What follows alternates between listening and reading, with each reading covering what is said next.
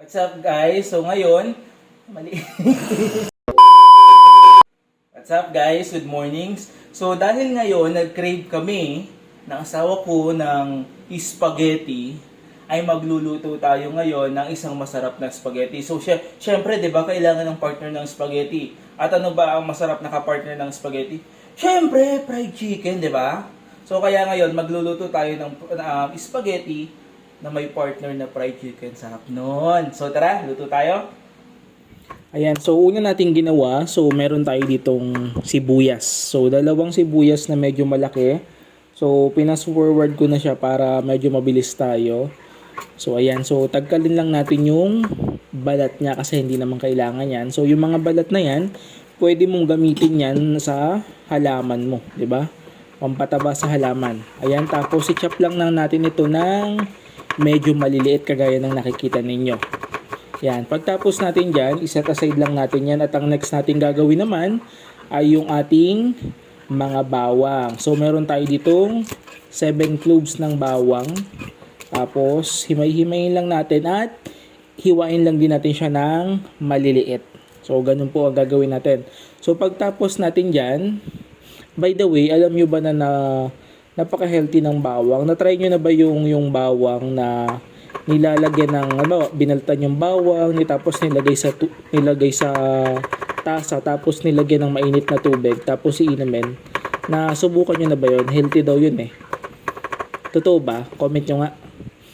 Ayan, tapos next naman natin is yung ating mga hotdog. Ayan, hiwa-hiwain lang natin ng ganyan para mas masarap sa paningin kapag niluto natin.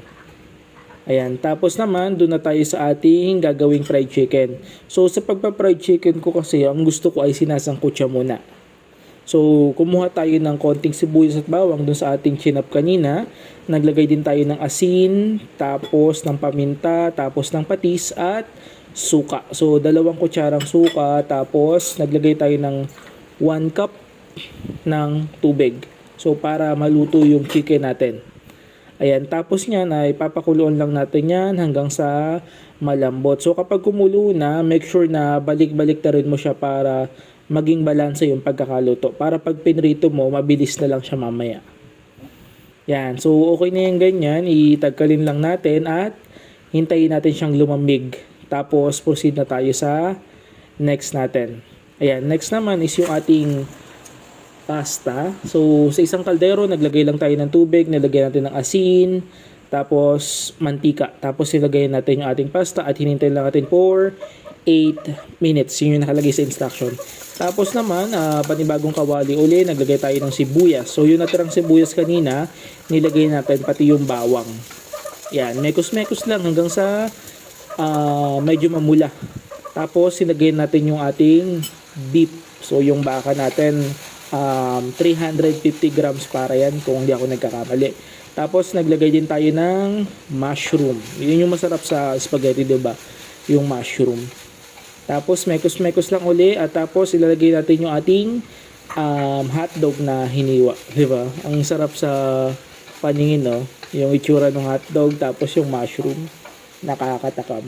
Tapos lagay na rin natin po yung ating spaghetti sauce. Yan, yung spaghetti sauce natin na nabibili, di ba may mga promo na magkakasama na. So, yun yung ginamit natin. Pang 1 kilo yan.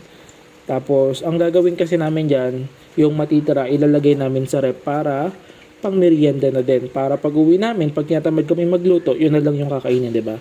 Tapos, naglagay tayo ng ketchup. So, ganun din ba yung ginagawa nyo? Nagluluto kayo ng marami, tapos inilalagay nyo sa rep para pag umuwi kayo, pag tinatamad kayo magluto, yun yung kakainin nyo. Comment nyo nga sa baba kung ganun yung ginagawa nyo. Ayan, tapos naglagay din tayo ng sandamukal na paminta para medyo maanghang naman. Tapos 1 kutsarang suka. Tapos mekos-mekos lang uli. Yan. So sa spaghetti ba, naglalagay ba kayo ng gatas, yung malapot?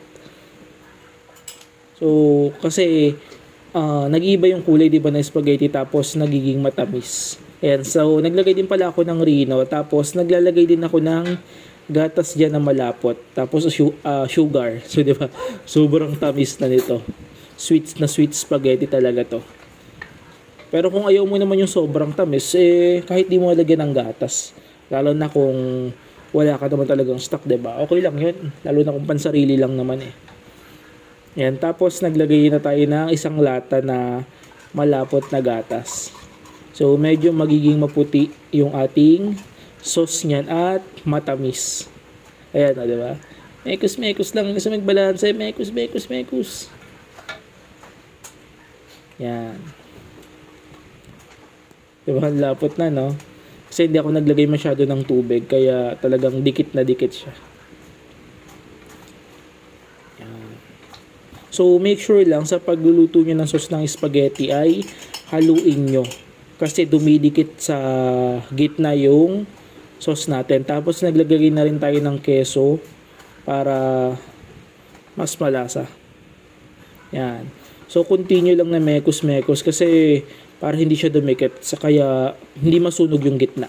So, napakahalaga nun kasi mabilis na lang naman to eh. So, tikman na natin kung okay na ba ang lasa. Kung okay na, konti na to, mga isang minuto na lang or ilang kulo na lang, okay na to. Yan. Pwede na yan. Ayan, tapos naman yung kaninang chicken natin, so nilagay natin siya sa breading. So ayan, harina, paminta, tapos yung breading mix, minix ko lang siya sa harina para hindi siya masyadong maalat. Ayan, kapag ganito yung ginawa mo kasi, yung manok mo, malasa na siya talaga. Nasa loob yung lasa ng ingredients sa pagsangkutsa mo. Kaya maganda rin siya. Yan, at siguradong lutong-luto na talaga. Yan, lagay lang natin. Yan. So, paano ba kayo magluto ng fried chicken? Ganito rin ba? Or ang ginagawa nyo, minamarinate nyo overnight, tapos the next day nyo lulutuin? Or sinasangkutsa nyo kagaya ng ginawa ko? Comment nyo naman uli sa baba.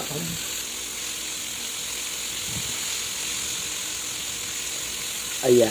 So, ang sarap nito. Tapos, pag medyo tansyahan na lang kasi dito eh. Wala akong timer na ginamit. So, kapag alam kong medyo luto na, yung kabilang side, babalik na rin natin. Sarap niyan. Ayan. So, okay na yan. Tapos, pagtapos niyan, ay plating na tayo at tikiman na.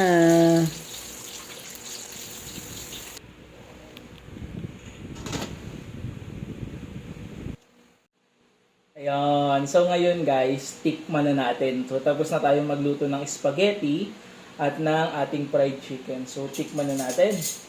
Ayan. So kuha muna tayo ng pasta. Ayan. Medyo lumamig na siya. Mainit pa sa ilalim.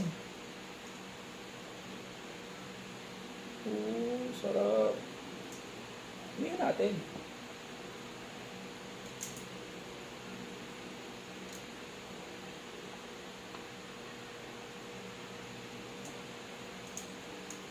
Yun. Tapos, lalagyan natin ng sauce.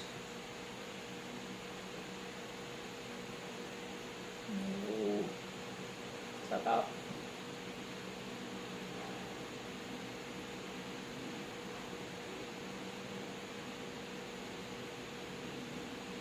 Yan. Tapos, alis yan. Lalagyan natin siya ng dalawang fried chicken. Yun o. Yun. Tapos ito. Oh, solid o. Ayan o. Sarap.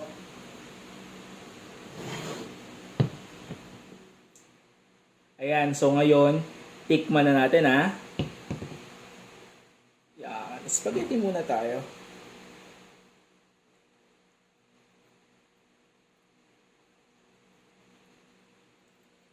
Game.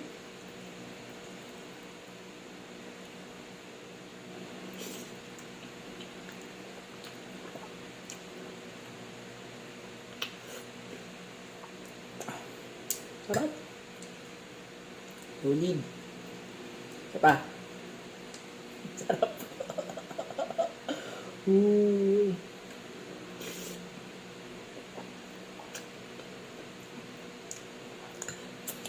Chicken.